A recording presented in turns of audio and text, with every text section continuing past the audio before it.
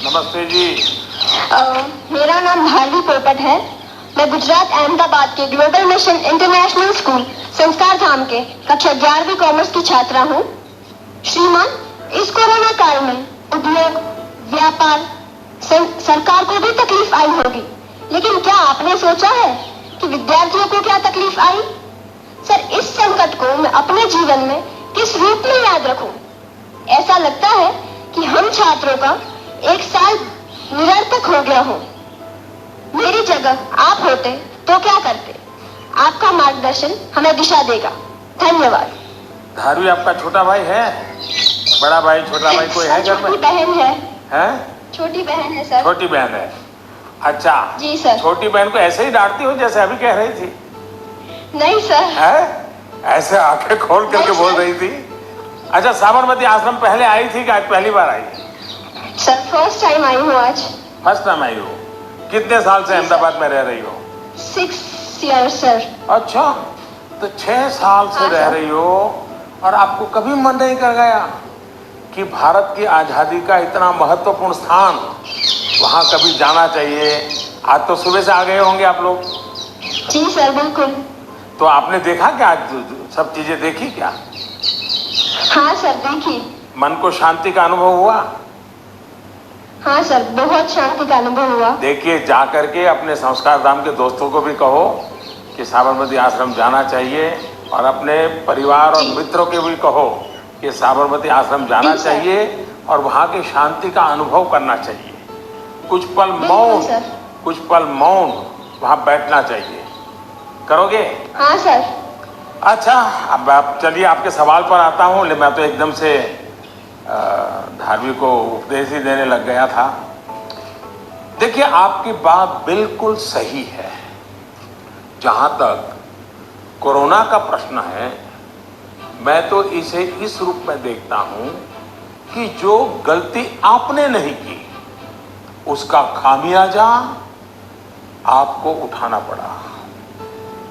ये आपके लिए जीवन की एक सीख है कि कई बार जीवन में बहुत कुछ अचानक घटता है, अकल्पनीय घटता है, और इन घटनाओं पर आपका कोई नियंत्रण नहीं होता है। कोरोना में भी हम कह सकते हैं कि बच्चों का, युवाओं का जो नुकसान हुआ है वो बहुत बड़ा है।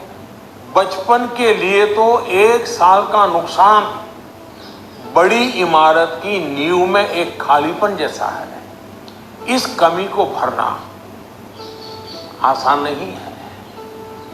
स्कूल एज मतलब हंसना, खेलना, मिट्टी में खेलना, मिट्टी उछालना, गर्मी, सर्दी, बरसात, हर चीज का आनंद, दोस्तों के साथ, क्लासरूम में, टीचर के साथ गप्पे मारना, बातें करना, घर की छोटी सी भी घटना अरे चारों दौर एकदम से बता देना, उनके बीच रहना, ये सब जीवन की विकास यात्रा के लिए बहुत अनिवार्य होता है। इन सब चीजों से आप सहज ही कितना कुछ सीख सकते हैं।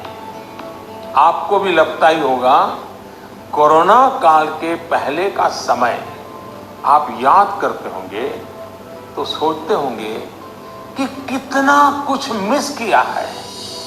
लेकिन कोरोना काल में अगर काफी कुछ खोया है तो बहुत कुछ पाया भी है।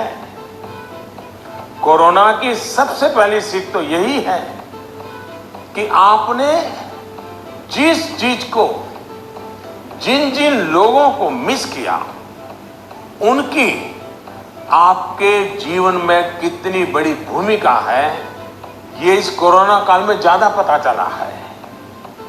आपको इस बात का एहसास हुआ कि किसी को भी फॉर ग्रांटेड नहीं लेना चाहिए।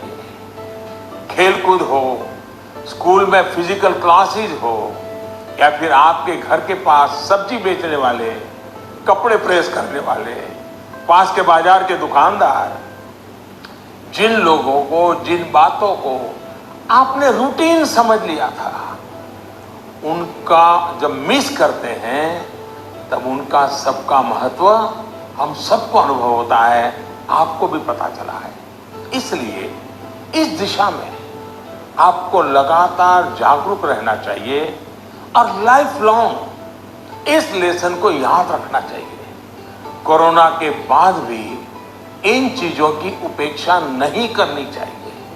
वहीं आपको यह भी याद रहना चाहिए, जीवन को सच्चे अर्थ में जीने के लिए कितनी कम चीजों की जरूरत होती है। दूसरा, इस एक साल में आपको कहीं ना कहीं जाने अनजाने में आपको खुद के भीतर झोंकने का, खुद को जानने का एक अवसर भी मिला होगा।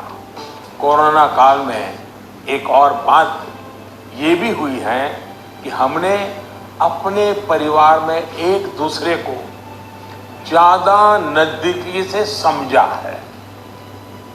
कोरोना ने सोशल डिस्टेंसिंग के लिए मजबूर किया, लेकिन परिवारों में इमोशनल बॉन्डिंग को भी इसने मजबूत किया है। कोरोना काल ने यह भी दिखाया है कि एक संयुक्त परिवार की ताकत क्या होती है। घर के बच्चों के जीवन निर्माण में उनका कितना रोल होता है। मैं चाहूंगा कि सोशल साइंस के लोग, हमारी यूनिवर्सिटीज इस पर रिसर्च करें, कोरोना काल के फैमिली लाइफ पर स्टडी करें, कैसे इस संकट से मुकाबला करने में संयुक्त परिवार ने समाज को ताकत दी। इस पहलू को खंगाले। कोरोना आने के बाद ये जो आयुर्वेदिक काढ़ा, पौष्टिक भोजन, साफ सफाई, इम्यूनिटी, ऐसे अनेक महत्वपूर्ण विषयों पर हम सबका ध्यान गया है। इन सब के लिए लोगों ने जो जो किया, वो अगर पहले से करते आ रहे होते तो शायद परेशानी इससे भी कम होती। लेकिन अच्छा है, अब ये बदलाव लोगों ने अपने जीवन में शामिल कर लिया है, और इसलिए मैं यही कहूँगा, ये बहुत बड़ी बात है कि परिवार के बच्चे ऐसे गंभीर पहलुओं पर सोच रहे हैं, बात कर रहे हैं। धन्यवाद बेटा, धन्यवाद।